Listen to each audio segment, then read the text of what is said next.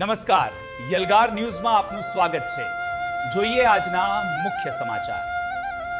હા રેડી મુકેશભાઈ, રાજ્યસભા માટે તમારું નામ ભાજપે જાહેર કર્યું છે, શું કેટલી ખુશી, શું કહેશો? વિશ્વના સૌથી મોટા લોકતંત્ર ભારતના સંસદના ઉપલા ગૃહમાં ના સદસ્ય તરીકે એટલે કે રાજ્યસભાના સદસ્ય તરીકે ભારતીય જનતા પાર્ટી દ્વારા મારા નામની ઘોષણા કરવામાં આવી છે, ત્યારે હું આનંદ અને ગૌરવની લાગણી અનુભવું છું।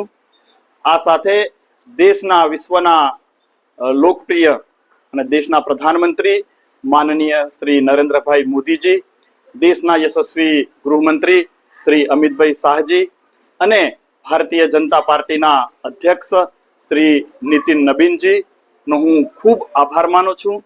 સાથે એક ગુજરાતના છેવાડાના જનજાતિ વિસ્તારમાંથી મારી પસંદગી કરવામાં આવી છે, ત્યારે ગુજરાતના સન્માનનીય મુખ્યમંત્રી શ્રી ભૂપેન્દ્રભાઈ પટેલજી, માનનીય ઉપમુખ્યમંત્રી એવા શ્રી હર્ષભાઈ સંઘવીજી અને અમારા સંગઠનના પ્રદેશ અધ્યક્ષ માનનીય શ્રી જગદીશભાઈ વિશ્વકર્માજી અને અમારા સંગઠનના માર્ગદર્શક એવા માનનીય શ્રી રત્નાકરજીનો આ તબક્કે હું હૃદયપૂર્વકનો આભાર માનું છું।